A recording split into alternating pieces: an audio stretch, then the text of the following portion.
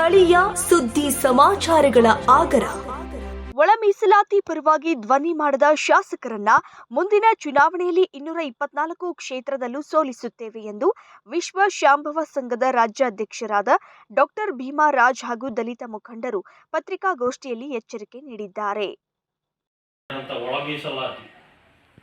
ಒಳ ಮೀಸಲಾತಿ ಹೋರಾಟಕ್ಕೆ ನಮ್ಮಗಳ ಅದೃಷ್ಟ 3 ದಶಕಗಳ ಕೂಗಿಗೆ ಕರೆಗೆ ಹೋಗುಟ್ಟು ಸುಪ್ರೀಂ ಕೋರ್ಟು ಸಹ ಹಿಂದಿನ ವರ್ಷ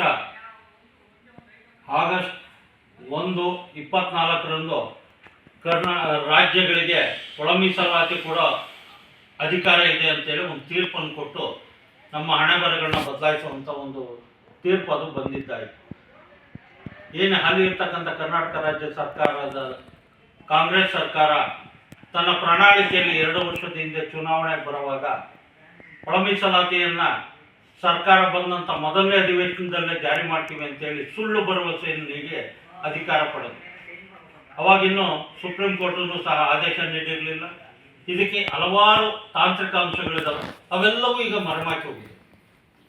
ಈಗ ಹೇಳಿರೋದೇನು ಸುಪ್ರೀಂ ಕೋರ್ಟು ಎಂಪೆರಿಕಲ್ ಡಾಟಾ ಅಂದರೆ ಎಲ್ಲ ವಿಧವಾದ ಜನಾಂಗದ ಆರ್ಥಿಕತೆ, ಸಮಾನತೆ, ಶೋಷಣೆಗಳಿಗೆ ಒಳಪಟ್ಟಿದ್ದಾರೆ, ಆಸ್ತಿಗಳನ್ನು ಹೊಂದಿದ್ದಾರೆ, ಈ ಥರ ಎಲ್ಲ ವಿಚಾರಗಳನ್ನ ಅಂಕಿಅಂಶಗಳನ್ನ ಇಟ್ಕೊಂಡು ಒಂದು ಸಮತೋಲನವಾದ ಸಮಾಜ ನಿರ್ಮಾಣ ಮಾಡಲಿಕ್ಕೆ ಒಳ ಮೀಸಲಾತಿ ಕೊಡ್ಬೋದು ಅನ್ನೋಂಥದ್ದು ಅಂಬೇಡ್ಕರ್ ಅವರ ಅಭಿಪ್ರಾಯವೂ ಸಹ.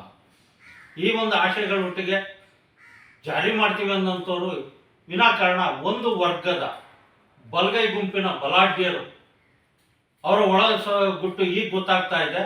ನಾವು ನಾಗಮೋಹನ್ ದಾಸ್ ವರದಿ ಸಮಿತಿಯನ್ನು ರಚನೆ ಮಾಡಿದಾಗ ಏಕಸದಸ್ಯ ಸಮಿತಿನ ಆತ್ಮಪೂರ್ವಕವಾಗಿ ಸ್ವಾಗತ ಮಾಡಿದ್ರು. ಅವ್ರು ಕೊಡೋ ವರದಿನ ನಾವು ಸ್ವಾಗತ ಮಾಡ್ಕೊಂತೀವಿ ಅಂತ. ಅವ್ರು ವರದಿ ಕೊಟ್ಟ ನಂತರ ಅವ್ರಿಗೇನಾಯ್ತೋ ಗೊತ್ತಿಲ್ಲ, ಬಹುಸಂಖ್ಯಾತರ ಮಾದಿಗರು ಅಂತಿದ್ದಂಗೆ ಅವ್ರುಗಳಿಗೆ ರಾಜಕೀಯದ ಹಳಕು ಇದ್ದಿದೆ. ಆ ರಾಜಕೀಯದ ಹಳಕು ಬೇರೆ ಒಂದು ವಿಚಾರನೋ ಇದು ಏನಂತೂ ನಮಗೆ ತೋರ್ತಾ ಇಲ್ಲ. ಇವರು ಆ ಜ್ಞಾನಪ್ರಕಾಶ ಅನ್ನೋಂಥ ಜ್ಞಾನವಿಲ್ಲದ ಒಬ್ಬ ಸ್ವಾಮೀಜಿ ಬಾಯಲ್ಲಿ ಹೇಳಿಸ್ತಾ ಇದ್ದಾರೆ, ಮಾದಿಗರು ಒಳ ಮೀಸಲಾತಿ ಕೇಳಿದ್ದು ನಾವಲ್ವೇ ಅಲ್ಲ. ನಾವಲ್ಲ ಅಂದಮೇಲೆ ಅವರು ಬಾಯಿ ಮುಚ್ಕೊಂಡು ಸುಮ್ಮನೆ ಇರಬೇಕು, ಬಾಯಿಗೆ ಬಂದಂತೆ ಮಾತಾಡೋದಲ್ಲ. ಮತ್ತೆ ಆತನ್ನ ಹಿಂದಿನ ತನಕ ಎಡಗೈ ಬಲಗೈ ಅನ್ನೋದಲ್ಲೇ ಒಲೆಯರು ಮಾದಿಗರು ಅನ್ನೋದಲ್ಲೇ ಇಡೀ ರಾಜ್ಯಾದ್ಯಂತ ಅಂಬೇಡ್ಕರ್ ವಾದಿ ಅನ್ನೋ ರೀತಿ ಮೆರೆಸಿದ್ದು ಆಯಿತು. ಆದರೆ ಈಗ ನೀನು ಒಂದು ವರ್ಗಕ್ಕೆ ನಿಂತು ಮಾದಿಗರಿಗೆ ವಿರುದ್ಧವಾಗಿ ಅಂಕಿಅಂಶಗಳನ್ನ ಇಟ್ಕೊಂಡು ಬಲಗೈ ಸೇರಬೇಕು ಅಂತ ಪರ್ಯಾಯ ಅಂತದ್ದು ಹೇಳ್ತಾ ಇದ್ದೀರಾ. ಅದು ನಮ್ಮ ಜಾತಿಗೆ ಸೇರಬೇಕು ಅಂತ ಇಲ್ಲಿನ ತನಕ ಅವರೊಟ್ಟಿಗೆ ಯಾವುದೇ ವಿಧವಾದ ಸಂಬಂಧಗಳನ್ನು ಕರ್ನಾಟಕದ ಛಲವಾದಿಗಳು ಹೊಂದಿಲ್ಲ. ಪರ್ಯಾದವರು ಅವರ ನಾಯಕತ್ವ ಹೊಂದಂಥ ಕೋಟ್ಗನಹಳ್ಳಿ ರಾಮಣ್ಣ ಇರ್ಬೋದು, ಇನ್ನು ಇತರರು ಮಾದಿಗ ಜಾತಿಗಳು ಒಟ್ಟುಕೊಳ್ಳೋದು ಈಗಾಗಲೇ ಬಲಾಢ್ಯರಾಗಿರ್ತಕ್ಕಂಥ ಛಲವಾದಿಗಳು ಒಟ್ಟುಕೋದ್ರೆ ನಾವು ಏನೂ ಅನುಕೂಲ ಸಿಗಲ್ಲ. ನಮಗೆ ಮಾದಿಗ ಸಂಬಂಧಿತ ಜಾತಿಗಳಲ್ಲಿ ಇರಲಿ ಅನ್ನೋಂಥದ್ದೇ ಅವ್ರ ಬಯಕೆ ಆಗಿರೋದ್ರಿಂದ ನಾಗಮೋಹನ್ ದಾಸ್ ಅವರು ಅವರನ್ನು ತಗೊಂಬಂದು ಎಡಗೈ ಗುಂಪಿಗೆ ಸೇರ್ತಿದ್ದಾರೆ. ನೀವು ಅದನ್ನು ಅಂಕಿಅಂಶಗಳನ್ನು ಅಷ್ಟೇ ಇಟ್ಕೊಂಡು ನೀವು ಮಾತಾಡ್ತಾ ಇದ್ದೀರ. ನೀವು 30, 40, 60, 70 ವರ್ಷದಿಂದ ಸಂವಿಧಾನದಿಂದ ಬಂದ ಮೀಸಲಾತಿಯ ಬಹುಪಾಲನ್ನು ಪಡೆದಿರೋದು ಎಲ್ಲ ವರದಿಗಳು ಹೇಳ್ತಾ ಇದ್ದಾರೆ. ಅದೇ ವಿಚಾರದಲ್ಲಿ ಸಂಬಂಧಿಸಿದಂತೆ ತುಮಕೂರು ಜಿಲ್ಲೆ ಇಡೀ ಕರ್ನಾಟಕ ರಾಜ್ಯದಲ್ಲಿ ಅತಿ ಹೆಚ್ಚು ಮಾದಿಗರ ಸಂಖ್ಯೆ ಇರುವಂಥದ್ದು ತುಮಕೂರು ಜಿಲ್ಲೆ ಅನ್ನೋಂಥದ್ದು ವರದಿ ಒಳಗೆ ಬಹಿರಂಗ ಆಗಿದೆ. ಈ ಕ್ಷೇತ್ರದಲ್ಲಿ ಅಲ್ಪಸಂಖ್ಯಾತರಾಗಿದ್ದಾರೆ ಬಲಗೈನ ಅಣ್ಣ ತಮ್ಮನು. ಅವರುಗಳಿಗೆ ಈ ಅಂಕಿಅಂಶಗಳು ಮಾನಸಿಕವಾಗಿ ಗೊಂದಲಗಳನ್ನು ಕೊಡ್ತಾ ಇದೆ ಅಂತ ನನ್ನ ಭಾವನೆ. ಈ ಕ್ಷೇತ್ರದ ಶಾಸಕರು ಬಲಗೈ ಸಮುದಾಯದ ಹಿತೈಷಿಗಳಾಗಿ ಇತ್ತೀಚೆಗೆ ಕೆಲವೊಂದು ನಡಾವಳಿಗಳಿದೆ. ದಯಮಾಡಿ ಅದು ಬೇಡ. ನಿಮ್ಮ ರಾಜಕಾರಣದ ಗುಂಪಿನಲ್ಲಿ ಎಡಬಲ 2 ಕಣ್ಣುಗಳಂತೆ ನಿನ್ನ ರಾಜಕಾರಣನ ನಿನ್ನ ಜೀವನದಲ್ಲಿ ಕಟ್ಕೊಟ್ಟಿರೋದಕ್ಕೆ ಎಡಗೈ ಸಮುದಾಯದ ಬಹುಪಾಲು ಇದೆ. ಅದನ್ನು ಮನಗಂಡು ದಯಮಾಡಿ ಈ ಮಾದಿಗ ಸಮುದಾಯಕ್ಕೆ ಏನಾದರೂ ಒಂದು ಅನುಕೂಲ ಮಾಡಬೇಕು, ಇಬ್ಬರಿಗೂ ನ್ಯಾಯ ಒದಗಿಸುವಂತ ಚಿಂತನೆ ಮಾಡಬೇಕು. ನಾಗಮೋಹನ್ ದಾಸ್ ವರದಿಯನ್ನ ಯಥಾವತ್ತಾಗಾದ್ರೂ ತಗೊಳ್ಳಿ. ಆ ರೀತಿ ತಗೊಂಡು ಬರ್ತಕ್ಕಂಥ ಸಂಪುಟ ಸಭೆ ಒಳಗೆ ಒಂದು ತೀರ್ಮಾನ ಮಾಡಿ ಈಗ ನಡೀತಕ್ಕಂಥ ಅಧಿವೇಶನದಲ್ಲಿ ಇಟ್ಟು ಜಾರಿ ಮಾಡೋದಕ್ಕೆ ಪರಮೇಶಪ್ಪ ಆಗ್ಬೋದು, ಮಹಾದೇವಪ್ಪ ಆಗ್ಬೋದು, RB ತಿಮ್ಮಾಪುರ್ ಇರ್ಬೋದು, ನಮ್ಮ KH ಮುನಿಯಪ್ಪರು ಇರ್ಬೋದು, ಇವರು 4 ಜನ ಒಂದು ಸರಿಯಾದ ತೀರ್ಮಾನ ತಗೊಂಡ್ರೆ ಇಡೀ ರಾಜ್ಯಾದ್ಯಂತ ಇದರ ಕೂಗು ನಿಲ್ಲುತ್ತೆ. ಆದರೆ ಬಲಗೈ ಸಮುದಾಯನ ಎತ್ತಿಕಟ್ಟ ಅಂತ ವಿದ್ಯೆನ ಬಿಡಬೇಕು ಅಂತೇಳಿ ನಾನು ಪತ್ರಿಕಾ ಹೇಳಿಕೆ ಮುಖೇನ ಒತ್ತಾಯಿಸಕ್ಕೆ ಇಷ್ಟಪಡ್ತೀನಿ. ಇದೇ ಚಾಳಿ ಏನಾದರೂ ಮುಂದುವರೆದಿದ್ದೇ ಆದರೆ, ಏನಾದರೂ ಈ ಅಧಿವೇಶನದಲ್ಲಿ ಒಳ ಮೀಸಲಾತಿಯನ್ನು ಜಾರಿ ತರದಿದ್ದರೆ, ಎಲ್ಲ ಮಾದಿಗ ಸಂಬಂಧಿತ ಜನಾಂಗದ ಒಕ್ಕೂಟದ ಸಮುದಾಯಗಳು ಸೇರಿ ರಾಜ್ಯಾದ್ಯಂತ ಅಸಹಕಾರ ಚಳವಳಿ, ಸಂಪುಟ ದರ್ಜೆ ಕ್ಯಾಬಿನೆಟ್ ದರ್ಜೆ ಮಿನಿಸ್ಟರ್ಗಳು ಇರ್ಬೋದು, ಯಾರೇ ಇರ್ಬೋದು, ಅವ್ರಿಗೆ ಓಡಾಡಕ್ಕೆ ಕೊಡದಲ್ಲೇ ಹೋದ ಕಡೆಗಳಲ್ಲೆಲ್ಲ ಪ್ರತಿಭಟನೆಗಳನ್ನು ಮಾಡೋ ಮುಖೇನ ಇಡೀ ರಾಜ್ಯಾದ್ಯಂತ ಅಸಹಕಾರ ಚಳವಳಿ ಹಮ್ಮಿಕೊಳ್ಳೋದಕ್ಕೆ ಸಿದ್ಧತೆ ಮಾಡ್ಕೊತೀವಿ ಅಂತ ಹೇಳಿ ಈ ಪತ್ರಿಕಾ ಹೇಳಿಕೆ ಮುಖೇನ ನಾನು ಹೇಳಲಿಕ್ಕೆ ಇಷ್ಟಪಡ್ತೀನಿ. ಸರ್, ಒಂದು ಸೆಕೆಂಡು. ಇಡೀ ರಾಜ್ಯಾದ್ಯಂತ 224 ಕ್ಷೇತ್ರದಲ್ಲಿ 33 ಸೀಟು ನಿಮ್ಮ ಜನಾಂಗಕ್ಕೆ ಕೊಡಬೇಕು. ಅದರಲ್ಲಿ ಬಹುಪಾಲು 14 ಸೀಟು ಅವರೇ ತೊಗೊಂಡಿದ್ದಾರೆ. ಇದ್ರ ಬಗ್ಗೆ ನಿಮ್ಮ ಚಕ್ಕಾರ ಎಲ್ಲೂ ಎತ್ತೋದಿಲ್ಲ. ಇದ್ರ ಬಗ್ಗೆ ತಾವು ಏನು ಹೇಳಕ್ಕೆ ಇಷ್ಟಪಡ್ತೀರಾ? ನೋಡಿ, ರಾಜಕೀಯ ಚಿಂತನೆ ಒಳಗೆ ಬಂದಿದ್ದೇ ಆದರೆ ನನ್ನ ಜಾತಿ ಎಲ್ಲೋ ಒಂದಿಷ್ಟು ಹಿಂದುಳಿಯೋದಕ್ಕೆ ಕಾರಣ ನಮ್ಮ ಜಾತಿ ನಾಯಕರೇ. ನೋಡಿ, ನಾನು ಜಾತಿಯ ಒಂದು ಚಿಂತನೆ ಒಳಗೆ ಮಾತನಾಡೋದೇ ಆದರೆ, ನನ್ನ ಹಿಂದೆ ಇದ್ದಂಥ ಒಂದು ಸರ್ಕಾರದಲ್ಲಿ 9 ರಿಂದ 10 ಜನ ಮಾದಿಗರು ಕ್ಯಾಬಿನೆಟ್ ಮಿನಿಸ್ಟರ್ ಆಗಿದ್ದರು. ಏನಾಯಿತು ಅನ್ನೋಂಥದ್ದು ಗೊತ್ತಿಲ್ಲ. ಅದರ ಅಧ್ಯಯನ ಮಾಡಿದ್ರು.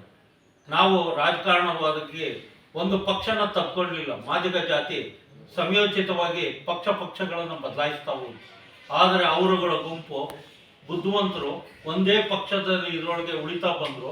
ರಾಜಕೀಯವಾಗಿ ಅವ್ರದ್ದೇ ಆದಂಥ ಒಂದು ನಾಯಕತ್ವ ಇದೆ. ನನ್ನ ಜಾತಿಗೆ ರಾಜಕೀಯ ಹಿಂದುಳಿಕೆ ಅಂದರೆ ರಾಜ್ಯಕ್ಕೆ ಒಬ್ಬ ಏಕನಾಯಕತ್ವ ಮತ್ತು ನಾಯಕತ್ವದ ಕೊರತೆ ಇದೆ. ಮತ್ತು ರಾಜಕಾರಣವಾಗಿ ಬೆಳೆಯೋದಕ್ಕೆ ಸಹಕಾರಗಳು ಇದೆ.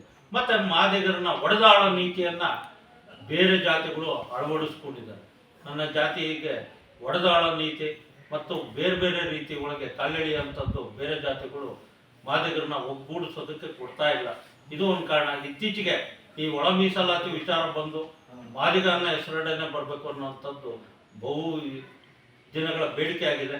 ಆ ಈಡೇರೋ ಅಂಥ ಕಾಲ ಬಂದಿದೆ. ಇನ್ನು ಬರ್ತಕ್ಕಂಥ ದಿನಗಳಲ್ಲಿ ಹೋಗ್ಬಿಡ್ತೀವಿ. ನೋಡಿ, ಒಂದು ಉದಾಹರಣೆ ಹೇಳ್ತೀನಿ. ತುಮಕೂರು ಜಿಲ್ಲೆಯಲ್ಲಿ ಎಲ್ಲರ ಕೈಯಲ್ಲೂ ಇರೋದು ಆದಿ ಕರ್ನಾಟಕ ಪ್ರಮಾಣ ಪತ್ರ. ಬೇಡ ನಮಗೆ ಆದಿ ಕರ್ನಾಟಕ, ನಾವೆಲ್ಲರೂ ಮಾದಿಗರು ಅಂತ ಹೇಳಿಕೆ ಕೊಟ್ಟು ಒಗ್ಗೂಡಿ ಕೆಲಸ ಮಾಡಿದ್ದಕ್ಕೆ ಇಡೀ ರಾಜ್ಯಾದ್ಯಂತದಲ್ಲೇ ತುಮಕೂರು ಜಿಲ್ಲೆಯಲ್ಲಿ ಅತಿ ಹೆಚ್ಚು ಮಾದಿಗರು ಇರೋದು ಅಂತೇಳಿ ಇವತ್ತು ಅಂಕಿಅಂಶಗಳು ಹೊರಗಡೆ ಬಂದಿದೆ. 2,75,000 ಜನ ಇದ್ದೀವಿ. ಕೇವಲ 60 ರಿಂದ 70,000 ಜನ ಛಲವಾದಿ ಮತ್ತು ಸಂಬಂಧಿತ ಜಾತಿಗಳಿದ್ದಾರೆ. ಇಷ್ಟೋ ದಿನ ಅವ್ರು ಹೇಳಿದ್ದೇನು, ನಾವು ಸರಿಸಮಾನರು, ಬಹುಸಂಖ್ಯಾತರು. ಯಾವ ವರದಿ ಹೇಳಿದ್ರೆ ನಿಮ್ಮನ್ನ ಬಹುಸಂಖ್ಯಾತರು ಅಂತ? ಇದು ಕಾಡ್ತಿರೋ ಪ್ರಶ್ನೆ. ನಾವು ಆ ರೀತಿ ಇಬ್ಬರು ಕೂಡ ಅಣ್ತಂದಿರ್ತಾರೆ ಹೋರಾಟ ಮಾಡ್ಕೊಂಡು ಬಂದಂಥವ್ರು. ಆದರೆ ಇತ್ತೀಚೆಗೆ ನಮ್ಮಲ್ಲಿ ಒಂದೇ ಅಣ್ತಂದಿರಾಗಿದ್ದಂಥವ್ರು ಒಲೆರೆ ಬೇರೆ ಮಾದಿಗರಿ ಬೇರೆ ಅಂತಕ್ಕಂಥ ಸುದ್ದಿಗಳು ಹರಡಿ ನಮಗೆ ತುಂಬ ಬೇಸರ ಆಗ್ತಾ ಇದೆ. ಯಾಕೆಂತಂದರೆ ನಾವು ಇಬ್ಬರು ಸೇರಿ ಹೋರಾಟ ಮಾಡಿರೋದು ಕರ್ನಾಟಕ ರಾಜ್ಯದಲ್ಲಿ ಮುಖ್ಯಮಂತ್ರಿ ಆಗಬೇಕಾಗಿತ್ತು. ಆದರೆ ಈ ಒಡಕು ಒಂದು 15 ವರ್ಷಗಳಿಂದ ಈಚೆಗೆ ಶುರುವಾಗಿದೆ. ಮೊದಲು ಸಾಮಾನ್ಯವಾಗಿ ಹಿರಿಯ ಅಧಿಕಾರಿಗಳು ಮಾತಾಡ್ತಾ ಇದ್ರು, ನೋಡಿ ಅಂಬೇಡ್ಕರ್ ಮತ್ತು ಜಗಜೀವನ್ ರಾಮ್ ಒಂದು ನಾಣ್ಯದ 2 ಮುಖಗಳು ಅಂತ ಭಾಷಣ ಮಾಡ್ತಾ ಇದ್ರು ಅನೇಕರು.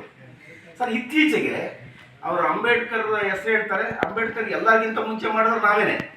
ಅಂಬೇಡ್ಕರ್ ಹೆಸರು ಹೇಳ್ತಾರೆ, ಜಗಜೀವನ್ ರಾಮ್ ಹೆಸರು ಹೇಳಲ್ಲ. ಅಂದರೆ ಅವ್ರು ಎಷ್ಟು ಅವರಲ್ಲಿ ಅಸಮಾಧಾನ ಇದೆ ಅಂತಕ್ಕಂಥದ್ದು ವಿಚಾರಕ್ಕೆ ನಾನು ಹೇಳ್ತಾ ಇದ್ದೀನಿ. ಸಾಮಾನ್ಯವಾಗಿ ನಾವು ಹೋರಾಟ ಮಾಡ್ತಂಥ ಸಂದರ್ಭದಲ್ಲಿ ಅಂಬೇಡ್ಕರ್ ಸ್ಟ್ಯಾಚ್ಯೂವನ್ನು ನಾವು ವಿಧಾನಸೌಧ ಮುಂದೆ ಇಡಬೇಕು ಅಂತ 8-9 ಸರಿ ನಾವು ಅರೆಸ್ಟ್ ಆಗಿ ಅದನ್ನು ಒಂದು ಸ್ಟ್ಯಾಚ್ಯೂ ಅನಾವರಣ ಮಾಡಬೇಕು ಅಂತ ಮಾಡಿದಂಥ ಸಂದರ್ಭದಲ್ಲಿ ಅದೇ ನಮ್ಮ ಸಹೋದರರು ವಿರೋಧ ವ್ಯಕ್ತಪಡಿಸೋದು ಏನಂತ, ಅಂಬೇಡ್ಕರ್ ಸ್ಟ್ಯಾಚ್ಯೂ ಇಟ್ಬಿಟ್ಟು ನಾವು ಉದ್ಧಾರ ಆಗ್ತೀವ, ನಮ್ಮ ಬೇಡಿಕೆ ಸುಮಾರು ಇದ್ದಾವೆ ಅಂತ. ಅಂದರೆ ಅಂಬೇಡ್ಕರ್ ಸ್ಟ್ಯಾಚ್ಯೂ ಯಾಕೆ ಇಕ್ತೀವಿ ಅಂತ ಅವ್ರು ಅರ್ಥ ಮಾಡ್ಕೊಳ್ಳಿಲ್ಲ. ಈಗ ಎಲ್ಲರಿಗಿಂತ ಮುಂಚೆ ಅವರೇ ಹೋಗಿ ಹಾರಾಗ್ತಾ ಇದೆ, ಸಂತೋಷ. ಆದರೆ ಈ ಸಮುದಾಯವನ್ನು ಜೊತೆಯಲ್ಲೇ ಇಟ್ಕೊಂಡು ಈ ಸಮುದಾಯವನ್ನು ಕೆಳಗೆ ತುಳಿತಕ್ಕಂಥ ಏನು ಹುನ್ನಾರಗಳು ನಡೆದವು ಅದು ನಮಗೆ ಇತ್ತೀಚೆಗೆ ಗೊತ್ತಾಯಿತು. ಯಾವುದೇ ಇಲಾಖೆಗಳಲ್ಲಿ ತಗೊಳ್ಳಿ, ಒಂದು ಅಪಾಯಿಂಟ್ಮೆಂಟ್ ಆಗಿರ್ಬೋದು, ಒಂದು ಸಾಲ ಸೌಲಭ್ಯ ಆಗಿರ್ಬೋದು, ಒಂದು ಬೋರ್ವೆಲ್ಗಳಾಗಿರ್ಬೋದು, ಬೇರೆ ಎಲ್ಲ ಇಲಾಖೆಗಳನ್ನು ನಾವು ಹೋಗಿ ಅಧ್ಯಯನ ಮಾಡಿದಾಗ ಬಹಳಷ್ಟು ನಮಗೆ ಅನ್ಯಾಯ ಆಗ್ತಾ ಬಂತು. ಈ ಒಂದು ವಿಚಾರವನ್ನು ಗಮನದಲ್ಲಿ ಇಟ್ಕೊಂಡು ನಾವು ಇದು ಈ ರೀತಿ ಆಗೋದಿಲ್ಲ ಅಂತ ಹೇಳ್ಬಿಟ್ಟು ಕೊನೆಗೆ ಒಂದು ಆಯೋಗ ರಚನೆ ಮಾಡಿ ನಿಜವಾದ ಒಂದು ನ್ಯಾಯವನ್ನು ನಾವು ಪಡೆಯಬೇಕು ಅಂತಕ್ಕಂಥ ಒಂದೇ ಒಂದು ಕಾರಣಕ್ಕೆ ನಾವು ಈ ಆಯೋಗ ರಚನೆ ಮಾಡಿಸ್ಲಿಕ್ಕೆ ನಾವು ಹೋರಾಟ ಮಾಡಿದ್ವಿ. ಎಸ್.ಎಂ. ಕೃಷ್ಣ ಅವ್ರ ಮನೆಗೆ ಮುತ್ತಿಗೆ ಹಾಕಿ ಆಯೋಗ ರಚನೆ ಮಾಡಿಸಿದ್ವಿ. ಮತ್ತು ಮಾಡಿಸಾದ ನಂತರ ಮತ್ತೆ ಅದಕ್ಕೆ ಹಣ ಬಿಡುಗಡೆ ಮಾಡಲಿಲ್ಲ. ಹಣ ಬಿಡುಗಡೆ ಮಾಡೋಕ್ಕೂ ಕೂಡ ನಾವೇ ಹೋರಾಟ ಮಾಡಿದ್ವಿ. ಹೋರಾಟ ಮಾಡಿ ಅದೇನೋ ಒಂದು ಪ್ರತಿಫಲ ಕೊಡ್ತಕ್ಕಂಥ ಸಂದರ್ಭದಲ್ಲಿ ಎ.ಜೆ. ಸದಾಶಿವ ಆಯೋಗದವರು ಪ್ರತಿಯೊಂದು ಮನೆಗೆ ಭೇಟಿ ಕೊಟ್ಟು ಒಳ್ಳೆಯ ರೀತಿಯಲ್ಲಿ ಸಮೀಕ್ಷೆ ನಡೆಸಿ ವರದಿ ಕೊಟ್ಟಿರ್ತಕ್ಕಂಥ ಬಹಳ ಸವಿಸ್ತಾರವಾದ ವರದಿ ಕೊಟ್ಟಿದ್ದಾರೆ. ಅದಾದ ನಂತರ ಕಾಂತರಾಜ್ ಬಹಳ ಚೆನ್ನಾಗಿ ಸವಿಸ್ತಾರ ಕೊಟ್ಟಿದ್ದಾರೆ. ಅದಾದ ಮೇಲೆ ಈಗ ಏನು ಸುಪ್ರೀಂ ಕೋರ್ಟ್ ಆದೇಶ ಆಯಿತು, ಆದೇಶ ಆದ ನಂತರ ಏನೋ ಎಂಪೆರಿಕಲ್ ಡಾಟಾ ಬೇಕು, ಅದನ್ನು ಸ್ವಲ್ಪ ಕಲೆಕ್ಟ್ ಮಾಡಬೇಕು. AKIDನಲ್ಲಿ ಸ್ವಲ್ಪ ವ್ಯತ್ಯಾಸ ಇದೆ, ಅದನ್ನು ಸರಿಪಡಿಸ್ಬೇಕು ಅಂತ ಒಂದೇ ಕಾರಣಕ್ಕೆ ಒಂದು ಆಯೋಗ ರಚನೆ ಮಾಡ್ತೀವಿ ಅಂತ ಸರ್ಕಾರ ಮುಂದೆ ಬಂತು. ಅದಕ್ಕೂ ಕೂಡ ನಾವು ಸ್ವಾಗತ ಮಾಡಿ ಸಂತೋಷ. ನಮಗೇನು ನ್ಯಾಯ ಸಿಗಬೇಕಷ್ಟೇ, ಯಾರಿಗೂ ಅನ್ಯಾಯ ಆಗೋದು ಬೇಡ. 101 ಜಾತಿಗೂ ಕೂಡ ನ್ಯಾಯ ಸಿಗಬೇಕು ಅಂತಕ್ಕಂಥ ಒಂದೇ ಹೋರಾಟ ಮಾಡ್ಕೊಂಡು ಬಿಟ್ಟರೆ ಇವ್ರನ್ನ ಕೆಳಗಡೆ ಮಾಡಿ ಇವ್ರನ್ನ ಮೇಲು ಮಾಡಿ ಅಂತಕ್ಕಂಥ ಭಾವನೆ ನಮ್ಮಲ್ಲಿ ಇಲ್ಲಿವರೆಗೂ ಬಂದಿಲ್ಲ. 101 ಜಾತಿಗೂ ಕೂಡ ನ್ಯಾಯ ಸಿಗಬೇಕು ಅಂತ ಹೋರಾಟ ಮಾಡ್ಕೊಂಡು ಬಂದು ಎಂಪರಿಕಲ್ ಡಾಟಾ ತಗೊಂಡ್ರು. ಡಾಟಾ ತಗೊಂಡಾದ ನಂತರ CM ಅವರು ಏನು ಹೇಳಿದ್ರು, ನಾಗಮೋಹನ್ ದಾಸ್ ವರದಿ ಬಂದು ಬೆಳಗ್ಗೆನೆ ನಾನು ಯಾವುದೇ ಕಾರಣಕ್ಕೆ ನಿಲ್ಲಿಸಲ್ಲ, ಒಳ ಮೀಸಲಾತಿ ಜಾರಿ ಮಾಡ್ತೀನಿ ಅಂತಕ್ಕಂಥ ಒಂದು ಹೇಳಿಕೆಯನ್ನು ಕೊಟ್ಟಿದ್ದಾರೆ. ಆ ಹೇಳಿಕೆ ಮತ್ತು ಮುಖ್ಯಮಂತ್ರಿಗಳ ಏನು ನಾನು ಸಮಾಜವಾದಿ, ನಾನು ಎಲ್ಲರಿಗೂ ಕೂಡ ಒಂದೇ ರೀತಿ ನೋಡ್ಕೊಳ್ತಕ್ಕಂಥವನು, ನಾನು ನ್ಯಾಯ ಕೊಡ್ತೀನಿ ಅಂತಕ್ಕಂಥ ಮಾತು ನೀವೇನು ಹೇಳ್ತಾ ಇದ್ದೀರಿ ಅದನ್ನು ಉಳಿಸ್ಕೋಬೇಕು ಅಂತಂದರೆ ನಾಳೆ ಏನು 19ನೇ ತಾರೀಕು ವಿಶೇಷ ಸಚಿವ ಸಂಪುಟ ಇದೆ. ಆ ಸಚಿವ ಸಂಪುಟದಲ್ಲಿ ಏನು ನಾಗಮೋಹನ್ ದಾಸ್ ವರದಿ ಕೊಟ್ಟಿದ್ದಾರೆ ಅದನ್ನು ಯಥಾವತ್ತಾಗಿ ಜಾರಿ ಮಾಡಲೇಬೇಕು ಅಂತ ನಮ್ಮ ಒತ್ತಾಯ. ನಿಮ್ಮ ಮರ್ಯಾದೆ ಉಳಿಸ್ಕೋಬೇಕು, ನಿಮ್ಮ ಸರ್ಕಾರದ ಮರ್ಯಾದೆ ಉಳಿಬೇಕು ಅಂದರೆ ಯಥಾವತ್ತಾಗಿ ಜಾರಿ ಮಾಡಬೇಕು. ಜಾರಿ ಮಾಡಿದ ಪಕ್ಷದಲ್ಲಿ ಇಡೀ ರಾಜ್ಯಾದ್ಯಂತ ಆಂದೋಲನ ಶುರುವಾಗುತ್ತೆ ಮತ್ತು ಇದೆಲ್ಲಕ್ಕೂ ಏನು ಹೋಗ್ಲಾಗ್ತದೆ ಮುಂದೆ ಅದಕ್ಕೆಲ್ಲ ಸರ್ಕಾರವೇ ಕಾರಣ ಆಗಬೇಕಾಗುತ್ತೆ. ಇದನ್ನು ನೀವು ಜಾರಿ ಮಾಡಲೇಬೇಕು ಅಂತ ಒತ್ತಾಯ ಮಾಡ್ತಾ ಇದ್ದೀವಿ. Thank you sir. ಸತತ 35 ವರ್ಷಗಳಿಂದ ಸುದೀರ್ಘ ಹೋರಾಟ ಮಾಡುತ್ತಾ ಬಂದಿದ್ದು, ಸುಪ್ರೀಂ ಕೋರ್ಟ್ ತೀರ್ಪು ನಮ್ಮ ಪರವಾಗಿ ಬಂದಿದ್ದರೂ ಕೂಡ ರಾಜ್ಯ ಕಾಂಗ್ರೆಸ್ ಸರ್ಕಾರವು ಒಳ ಮೀಸಲಾತಿ ಜಾರಿಯಲ್ಲಿ ಮೀನಾಮೇಷ ಎಣಿಸುತ್ತಿರುವುದು ಖಂಡನೀಯ. ರಾಜ್ಯ ಸರ್ಕಾರಕ್ಕೆ ಇದು ಕೊನೆಯ ಎಚ್ಚರಿಕೆ ಗಂಟೆ ಎಂದು ಖಡಕ್ ಆಗಿ ಎಚ್ಚರಿಕೆ ನೀಡಿದ್ದಾರೆ.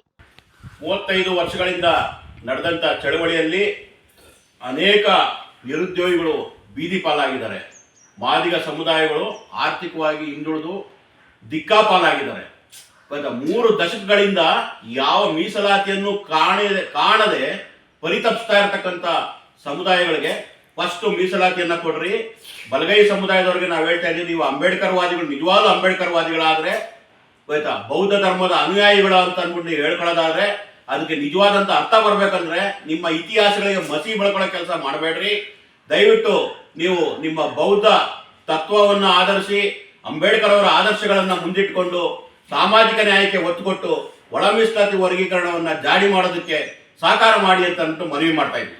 ಸರ್, ಜ್ಞಾನಪ್ರಕಾಶ್ ಸ್ವಾಮೀಜಿಯವರು ಬಲಗೈ ಸಮುದಾಯದ ಒಬ್ಬ ಸ್ವಾಮೀಜಿ ಆದವರು, ಎಡಗೈ ಸಮುದಾಯದವ್ರನ್ನ ಯಾವತ್ತು ನೀವು ಅಂಬೇಡ್ಕರ್ ವಾದಿಗಳೆಲ್ಲ ಅಂತೇಳಿ ಟೀಕಿಸಿದ್ರೆ ಇದ್ರ ಬಗ್ಗೆ ತಾವೇನು ಹೇಳೋಕ್ಕೆ ಇಷ್ಟಪಡ್ತಾ ಇದ್ದಾರೆ? ಅಂಬೇಡ್ಕರ್ ವಾದ ಏನಂತ ಹೇಳುತ್ತಂದ್ರೆ, ಬಾಬಾ ಸಾಹೇಬ್ ಅಂಬೇಡ್ಕರ್ ವಾದ ಎಲ್ಲರಿಗೂ ಮೀಸಲಾತಿಯನ್ನು ಸಮಾನವಾಗಿ ಹಂಚ್ರಿ ಅಂತ ಹೇಳುತ್ತೇವೆ, ಕಿತ್ಕೊಂಡು ತಿಂದ್ರಿ ಅಂತ ಹೇಳಲ್ಲ. ನೀವು ಕಿತ್ಕೊಂಡು ತಿನ್ನತಕ್ಕಂಥ ಪದ್ಧತಿಗಳು ನೀವು ಪ್ರತಿಪಾದಿಸೋದಾದ್ರೆ ನೀವು ಹೆಂಗೆ ಅಂಬೇಡ್ಕರ್ ವಾದಿಗಳಾಗ್ತೀರಾ?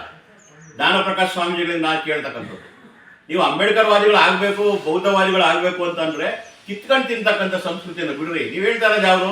ಪರ್ಯಾಯ ಜಾತಿ 1,61,000 ಜನ ಇದ್ದಾರೆ, ಅವ್ರು ನಮಗೆ ಸೇರ್ಬಾರ್ದವ್ರು ಅಲ್ಲ.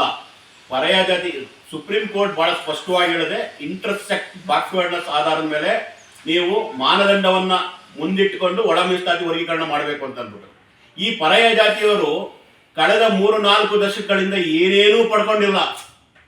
ಇಲ್ಲಿವರೆಗೂ ಕೂಡ ಒಂದು ಉದ್ಯೋಗ ಕೂಡ ಸಿಕ್ಕಿಲ್ಲ ಅವರಿಗೆ, ಶಿಕ್ಷಣದಲ್ಲಿ ಇಲ್ಲ, ಯಾವುದರಲ್ಲೂ ಇಲ್ಲ. ಅಂತದ್ರಲ್ಲಿ ನಾವು ಮಾದಿಗರಾದವರು ಅದನ್ನು ಸ್ವೀಕಾರ ಮಾಡಿದ್ದೀವಿ.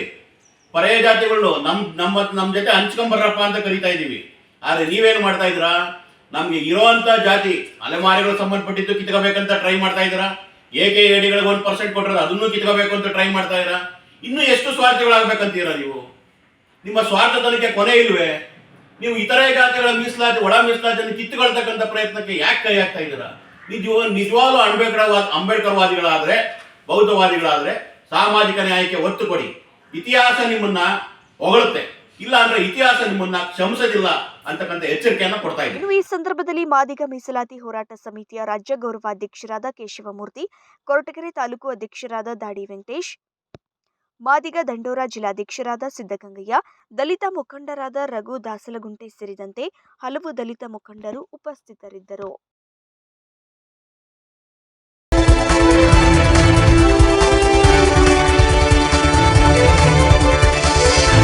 A1 ಟಿವಿ ನ್ಯೂಸ್, ಸ್ಥಳೀಯ ಸುದ್ದಿ ಸಮಾಚಾರಗಳ ಆಗರ.